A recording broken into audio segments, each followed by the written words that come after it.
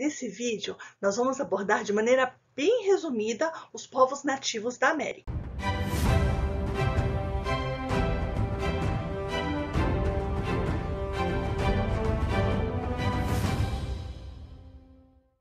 Durante muito tempo, o episódio histórico da chegada dos europeus na América foi chamado de descoberta. Atualmente, a historiografia vem revisando esse termo, porque o nosso continente já estava povoado desde 40.000 a.C. Então, não foi bem uma descoberta, e sim uma invasão. Estima-se que aproximadamente 100 milhões de pessoas viviam aqui no continente americano na época da chegada dos europeus. Os nativos da América eram chamados de pré-colombianos, se referindo a uma época antes da chegada do Cristóvão Colombo. Mas o termo descoberta e o termo pré-colombiano são termos eurocêntricos e incorrem em erro. Alguns especialistas utilizam o termo ameríndios para definir os indígenas americanos, mas o próprio termo índio é um termo incorreto, dado por Colombo, que acreditava que estava na Índia. O melhor termo a ser adotado é nativos, mas é sempre bom conhecer todos os termos para poder olhar em livros, em sites e saber do que está se falando. Dentre os nativos da América, havia dois tipos básicos de organização social. A maioria dos povos eram organizados em grupos nômades, seminômades ou sedentários com uma agricultura rudimentar. Nesses grupos não havia distinções sociais, nem a ideia de Estado, sem a concepção de governo, e não havia a propriedade privada, e a produção era baseada no coletivismo. Outras sociedades já possuíam um Estado centralizado, com estratos sociais, existência de profissões e concepção de propriedade privada. Essas sociedades subjugavam os povos vizinhos, formando impérios. Dentre esses povos que formaram grandiosos impérios, destacam-se os astecas, na América do Norte, e os incas, na América do Sul. Dos povos nômades, seminômades e sedentários da América do Norte, os mais conhecidos são os inuites, que são erroneamente chamados de esquimós, os comanches, siouxs, apaches, moicanos e vários outros. Não é errado admitir quando não sabemos de algo. O feio é falar besteira. Por isso, eu admito que conheço pouco sobre esses povos da América do Norte, então não vou me arriscar a falar mais. Dos povos nômades, seminômades e sedentarizados da América do Sul, existem dois grupos linguísticos que são majoritários, os tupis e os macro-gês. Existem outros também, mas esses são os maiores. Os povos do tronco linguístico macro-G viviam nas regiões do litoral do Brasil quando os tupis passaram a ocupá-las. Eles entraram em conflito com os tupis e muitos acabaram migrando para o interior, ocupando também as regiões do sul do Brasil e do Planalto Central. Entre os macro-Gs mais famosos estão os Caigangue, os Xoclengue, os Chavante, os Bororó e os Caiapós. Os indígenas macro-Gs viviam em aldeias construídas perto dos rios, praticavam agricultura e também dependiam da caça e da pesca e da coleta para sobreviver. Entre os primeiros habitantes do Brasil estão os povos dos sambaquis, que viviam principalmente nas regiões litorâneas. A palavra sambaqui é de origem tupi e significa amontoado de conchas. Os sambaquis são montes que podem ser formados por diferentes objetos, fragmentos de cerâmica, pedras, ossos, ferramentas, armas, restos de fogueira e de alimentos, como peixes, ostras e mariscos. Os mais antigos sambaquis datam de cerca de 10.000 anos atrás. Os tamanhos dos sambaquis variam. Estudos recentes mostram que os sambaquis foram construídos com a intenção de serem marcos importantes nos territórios, para que pudessem ser vistos bem de longe. As populações que os construíram são conhecidas como Sociedade dos Sambaquis. Além dos sambaquis litorâneos, existem também os sambaquis fluviais, que são vestígios encontrados em regiões do interior do Brasil, como no Vale do Ribeira, em São Paulo, e nas proximidades dos rios Xingu, Guaporé e na bacia do rio Amazonas. Vestígios arqueológicos indicam que a região amazônica já era habitada por povos indígenas milhares de anos antes da chegada dos europeus. Alguns pesquisadores estimam que havia cerca de 5 milhões de pessoas organizadas em sociedades complexas. Entre as sociedades que se formaram na região amazônica estão as de Marajoara e Tapajós. O povo marajoara habitava a ilha de Marajó, na foz do rio Amazonas. Eles conheciam técnicas de manejo das águas e construíam suas aldeias nas beiras dos rios, deslocando-se nas épocas de cheias para grandes aterros chamados de tesos.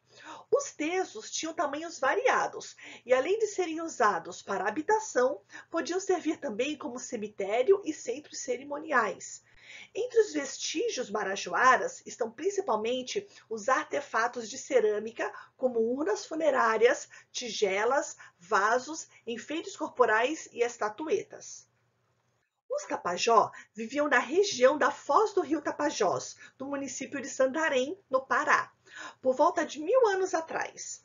Eles praticavam agricultura, cultivando produtos como mandioca e milho, além de realizarem trocas comerciais com povos da região. Fazia parte da cultura tapajônica a produção de objetos de cerâmica, os quais demonstram uma riqueza incrível da cultura desse povo. Se você quiser saber mais sobre os povos nativos do Brasil, eu indico o canal do Christian Variu, que deixarei aqui na descrição desse vídeo. Os Olmecas são considerados a primeira sociedade complexa da América do Norte. Eles habitavam a costa sul do Golfo do México. A organização social dos Olmecas tinha dois grupos: os habitantes das aldeias, que eram agricultores e criadores de animais, e eram subjugados pelos habitantes das cidades, que eram centros religiosos.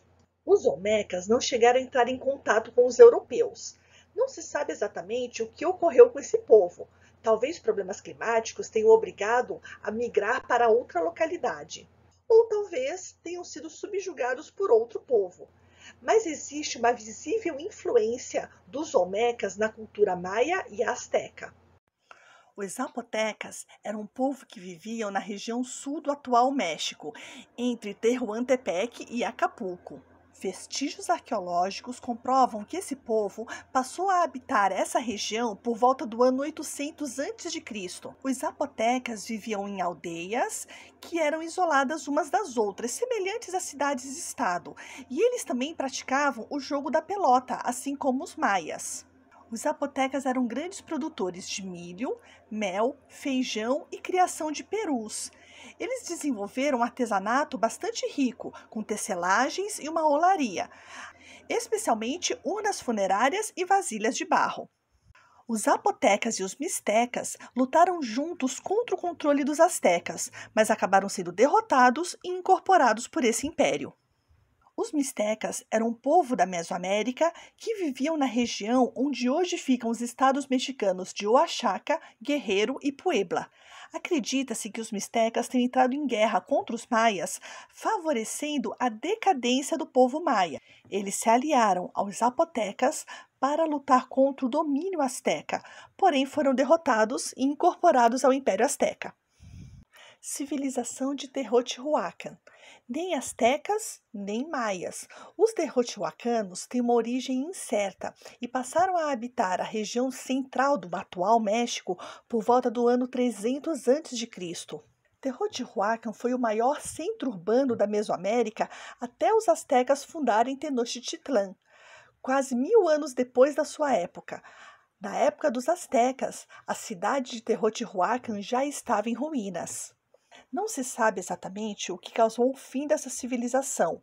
Existem apenas lendas e o enorme sítio arqueológico que eles deixaram. Os toltecas dominaram grande parte do México entre os séculos X e XII. Eles chegaram a formar um grande império, porém foram invadidos pelos astecas. Entre os séculos 3 e 10, os maias se estabeleceram na região onde hoje se localizam os países Guatemala, Belize, Honduras, El Salvador e parte do México. A civilização maia ficou conhecida por desenvolver cidades com uma estrutura urbana avançada, com diversos tipos de edifícios e centros cerimoniais, utilizados para o comércio e para os rituais religiosos. Nessas cidades, o poder político era exercido por um líder religioso, considerado pelo povo um representante dos deuses. As cidades mais importantes foram Mayapán, Tikal, Palenque e Chichén Itzá. A civilização maia desenvolveu conhecimentos nas mais diversas áreas, como na astronomia, matemática e arquitetura. Os conhecimentos na área de astronomia possibilitaram a elaboração de 2 tipos de calendários. Um deles, conhecido como Raab, foi criado com base no movimento de rotação do Sol e totalizava 365 dias. O outro calendário era apenas para os rituais religiosos. Os maias desenvolveram um sistema de escrito formado por cerca de 800 sinais, que podiam representar sons, ideias ou objetos. Além de ter a função de comunicar, a escrita maia possuía um caráter sagrado. Por isso, os escribas dedicavam tempo para aprimorar suas mensagens por meio de símbolos ricamente adornados. Essa placa está com alguns dos ideogramas que eram utilizados pelos maias. E nesse pingente estão os ideogramas que representam as iniciais T, Z e F, que são as iniciais do meu nome. Os maias desenvolveram um artesanato bastante rico. Eles fabricavam uma espécie de papiro com as fibras do cacto ágave. Desse cacto, eles também retiravam corante para tecidos, fibra para cordas. A parte interna desse cacto é comestível e do broto do ágave eles fabricavam uma bebida alcoólica utilizada até hoje, chamada de tequila. Assim como os olmecas, os maias também não chegaram a encontrar os europeus. Muitos afirmam que essa civilização desapareceu. O que aconteceu de fato é que eles foram incorporados ao Império Azteca. Não se sabe ainda se foi por problemas climáticos ou por guerras, mas os maias precisaram migrar de suas cidades. Por isso, eles foram incorporados aos aztecas. Mas ainda existem descendentes dos maias atualmente no México, que procuram manter aspectos da sua cultura. Por exemplo, o jogo da pelota, que é representado em festivais e em parques temáticos de preservação da cultura maia. Esse jogo era um ritual para agradar aos deuses. A bola era impulsionada com os ombros e quadris, e o objetivo era fazê-la passar por um aro de pedra que ficava posicionado na lateral do estádio. O público ficava acima do local de jogo. Em alguns sítios arqueológicos foram encontradas oficinas de confecção dos aros de pedra para o jogo da pelota. O sítio arqueológico da foto é um parque temático em Cancún, no México. Nesses parques, descendentes dos antigos maias fazem representações de danças folclóricas, se vestem como os deuses dos antigos maias, usam roupas tradicionais, como uma forma de preservar sua cultura, preservar a história e também gerar emprego. Como o jogo da pelota era uma forma de agradar aos deuses, o time perdedor era sacrificado nos altares que ficavam no alto dos templos. Em toda a cidade maia tinha esses templos, para rituais religiosos e sacrifícios aos deuses. Os maias tinham uma tecnologia construtiva muito desenvolvida. Suas cidades deixaram vestígios riquíssimos que estão preservados apesar do tempo e das intempéries. Em vários locais, essas edificações foram destruídas pelos espanhóis, mas nas localidades que essas construções estão intactas, atualmente vem se desenvolvendo um importante trabalho de preservação e restauração.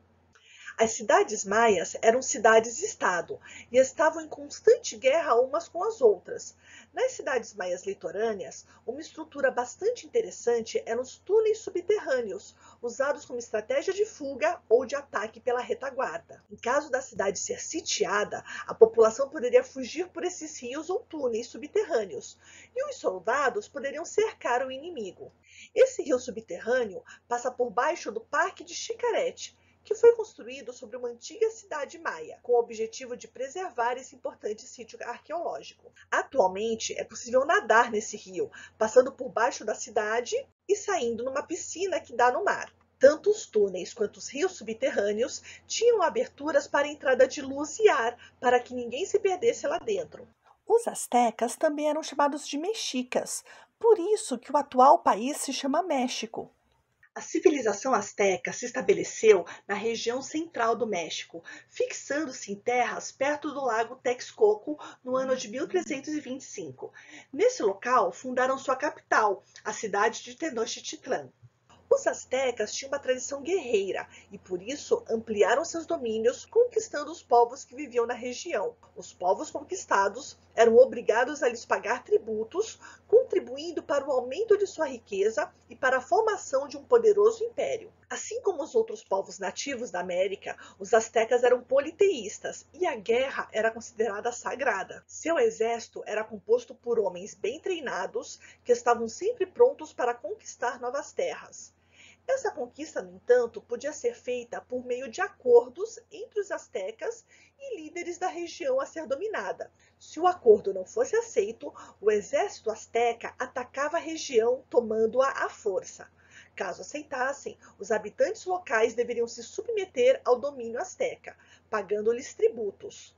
Essa tributação podia ser paga em penas, plumas, jade, ouro, prata, milho ou cacau.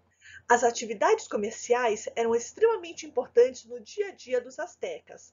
Em cidades como Tenochtitlan, existiam grandes mercados onde as pessoas trocavam diversos produtos. Como não havia dinheiro, grãos de cacau podiam ser utilizados como moeda de troca. Tecidos, milho, penas, plumas, objetos de cerâmica eram alguns dos produtos que podiam ser trocados no mercado. As pessoas pobres da sociedade asteca ofereciam sua força de trabalho em troca dos produtos que necessitavam. Prisioneiros capturados em guerras eram vendidos como escravos nesses mercados.